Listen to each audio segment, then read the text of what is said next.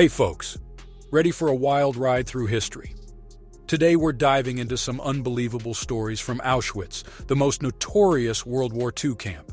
Sit back as I take you through some jaw-dropping tales from this place that's famous for all the wrong reasons.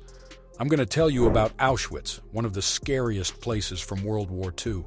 It's a name you might have heard. It's a big deal in history. This place was in Poland, pretty close to a city called Krakow. It started in 1940 and shut down in 1945 when the good guys, the Soviet Army, came to the rescue. This camp was a nightmare. Millions of people went through horrible stuff there. It's so bad that even now, when we think about it, it blows our minds. But I've got some stories about this place that you might not know. So here's something wild. A few people actually managed to break out of Auschwitz. The craziest escape was by this guy, Casimir.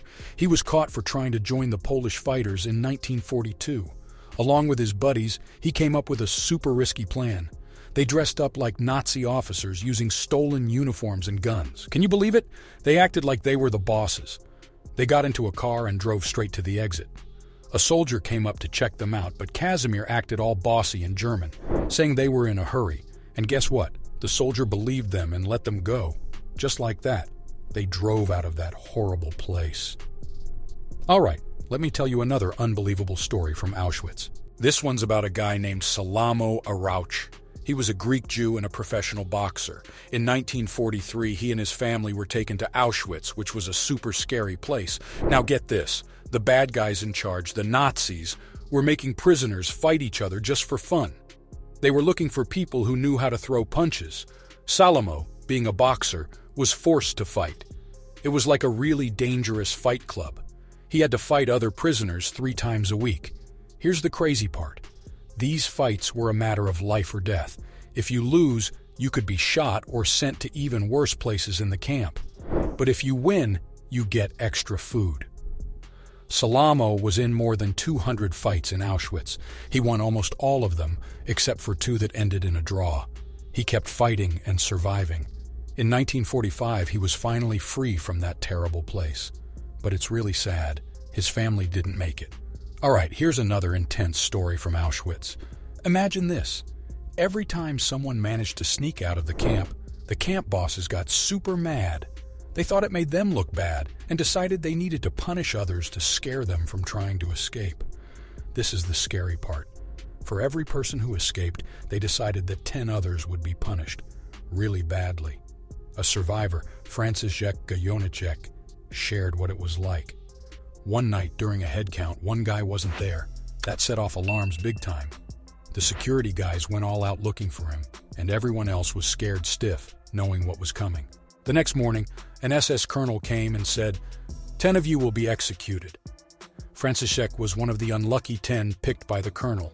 They locked him up, planning to let him starve. But here's the twist. He didn't give up. He hung in there, and when the war ended, he walked out of Auschwitz a free man. This stuff is hard to hear, I know, but these stories from Auschwitz are part of history. We gotta remember them, even the tough parts. All right, here's a story with a bit of a twist from Auschwitz. In 1947, when they were figuring out who did wrong stuff at Auschwitz, there was this one SS guy, Hans Munch, who was actually called the Good Man by prisoners. He was there between 1943 and 1945, working with a really bad guy named Dr. Joseph Mengele. But here's what's different about Munch. He didn't want to be part of the really awful stuff happening, like sending people to the gas chambers. He tried to slow down the bad things and even tried to make the food better for the prisoners. When the war was over and he had to go to court, a bunch of people who survived Auschwitz said good things about him. They said he was the only one who treated them nicely. Because of this, the court said he was innocent and didn't punish him. Okay, here's another tough fact about Auschwitz. The prisoners there had to go through some really awful experiments. These experiments were all about testing bad chemicals on people. Now here's something not many know. The big company Bayer was part of this. They gave a lot of money to Adolf Hitler's campaign, and when he was in charge, they got some benefits. One of these was getting to use the prisoners from Auschwitz. Bayer took some of these prisoners to their place and used them like test subjects. They tried out different pills, powders, and vaccines that weren't ready yet. This made a lot of the prisoners super sick, and some even died because of it. It's a really dark part of history that's important to remember. So, here's a really surprising story from Auschwitz. There was actually a love story between a guard and a prisoner, which sounds pretty wild. The guard, Franz, fell for Helena, who was a prisoner. It was against the rules for Germans and Jews to have any romantic stuff going on. But it happened. It all started when Helena had to sing at Franz's birthday. He was totally taken by her voice. After that, he started to look out for her, sneaking her extra food and love notes. Helena wasn't into it at first, but later she said she did start to have feelings for Franz, especially after he saved her sister.